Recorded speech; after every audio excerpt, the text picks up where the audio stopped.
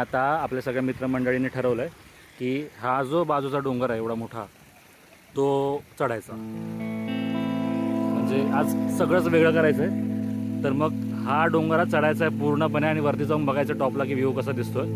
आता आपला धबधबा वगैरे सगळं करून झालं आहे। जेवायचा प्लॅन होता पण सगळे म्हणतात की सकाळी नाश्ताच एवढा पोटभर केला आहे की आता जेवायचं मूड नाही, त्याच्यामुळे आता हा पूर्ण डोंगर चढून आम्ही वरती जाणार आहोत आणि त्याच्यानंतर जे काय खायचं ते खाणार आहोत।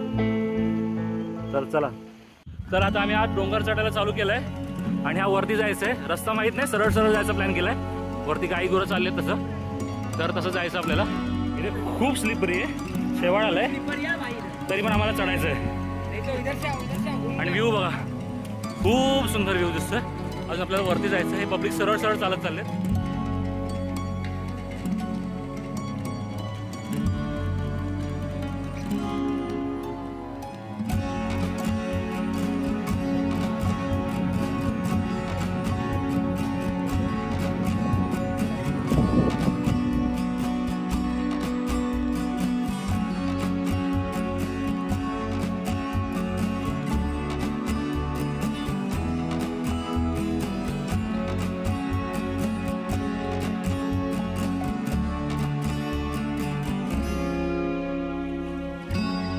खालून इतकं वरती आम्ही सरळ सरळ, कुठेच काही रस्ता नाही आणि इथून चालत आलोय।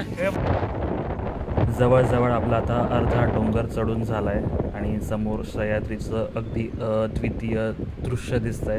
अगदी डोळ्याचं पार न फेडणारं दृश्य आहे, खूप छान वाटतंय।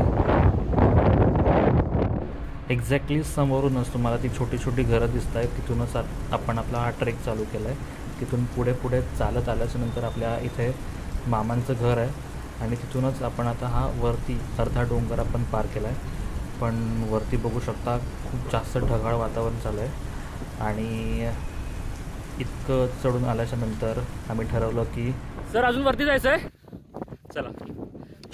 आणि असं चला म्हणत आम्ही हा डोंगर पुन्हा वरपर्यंत चढायला चालू केलं। डोंगराच्या अगदी शिखरापर्यंत जायचं आहे, वरपर्यंत जायचं आहे आणि वरून दिसणारं दृश्य टिकायचं आहे।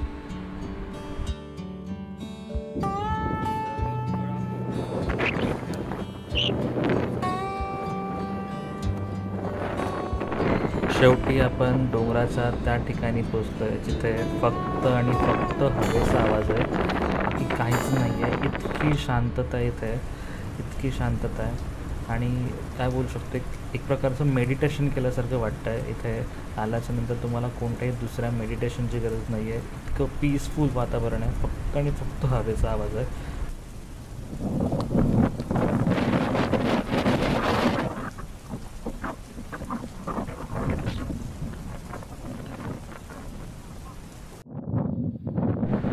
अतिशय सुंदर वातावरण झालेलं। अशा ठिकाणावर उठण्याचं, इथून निघण्याचं आमचं जराही मन करत नव्हतं, पण या सगळ्या वातावरणाची मजा घेत असताना आम्हाला एका गोष्टीने आठवलं, ती म्हणजे समोर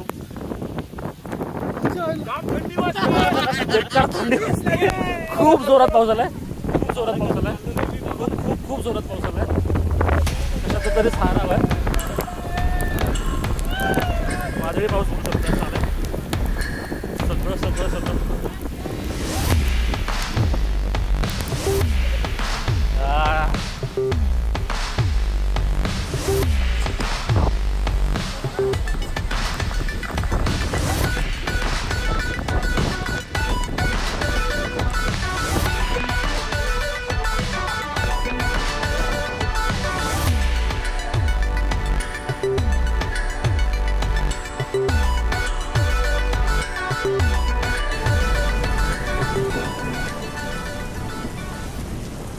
आता ह्या मुसळधार पावसात आम्ही काय थांबणार नव्हतो, त्याच्यामुळे आम्ही आता पुन्हा परत जायची वाट शोधायला चालू केली। ज्या वाटेने आपण आलेलो ती वाट जास्त स्टीप आहे, लिटरली 80 डिग्री अशी आहे, 80 अंशाची आहे, त्यामुळे आपण तिथून जाणार नाही आहोत। आपण दुसरी वाट शोधतो आहे घरी जायला।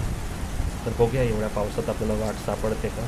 सगळीकडे गवत आहे, त्याच्यामुळे स्लिपरी वातावरण चालू आहे, तर बघूया आपल्याला आपली वाट सापडते का। आपला उतरायचं एक सरळ सरळ रस्ता सापडला। आपल्या समोरची जी घर आहेत ऑलमोस्ट तिथेच काहीतरी जायचं आहे आपल्या काकांकडे, तिथे आपण आपला स्टे केला आहे। मित्रमंडळी सुद्धा उतरले आहेत।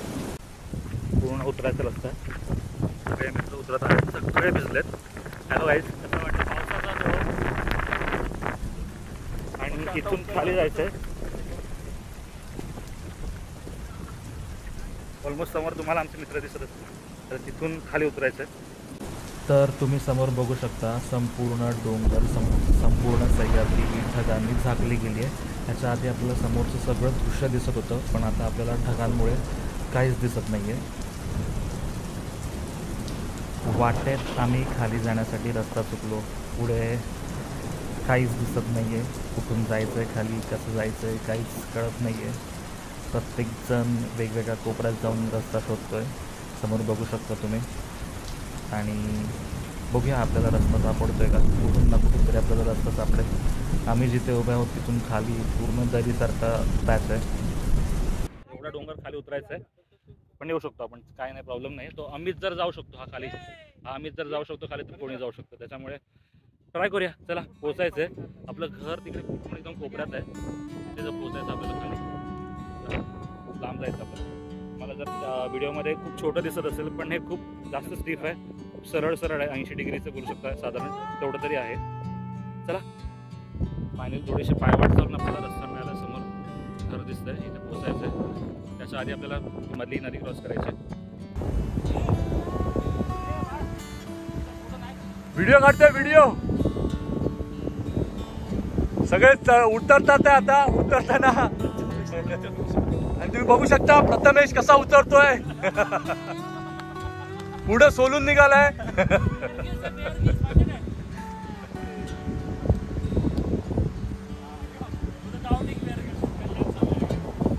अरे जिथला सोडणार आहे मागे. डोंगर उतरून आपण आता खाली आलोय. समोर घर दिसतंय आणि खूप भूक लागली, कारण का फक्त सकाळचा नाश्ता करून आपण हे सगळे उपद्याप डोंगर चढण्यापासून उतरण्यापर्यंतचं सगळं काम केलं. फायनली आपण आपल्या त्या ओढ्यापाशी आलो आहे, जिथून आपण आपला हा पूर्ण ट्रेक चालू केला.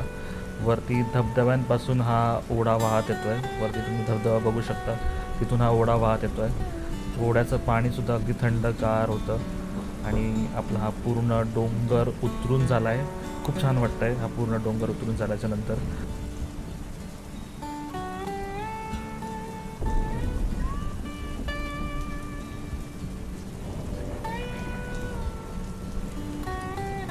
फायनली आपल्याला समोर आपलं घर दिसतं आहे आणि आपला हा सुंदर असा ट्रेक पूर्ण झाला आहे. जर तुम्ही हा आधीचा पार्ट बघितला नसेल, या ट्रेकचा आधीचा धबधब्याचा, जिथे आम्ही साप बघितला आहे किंवा काय हे सगळं बघितलं नसेल, तर तुम्ही आधीचा ब्लॉग नक्की बघा. आणि आता खूप जास्त भूक लागली आहे, त्याच्यामुळे हे रान तुडवत पटापट जायचं आहे आणि जेवायला बसायचं आहे. तर चला, ब्लॉग शेवटपर्यंत नक्की बघा, कारण काकांकडचं जेवण खूप जास्त चांगलं असणार आहे.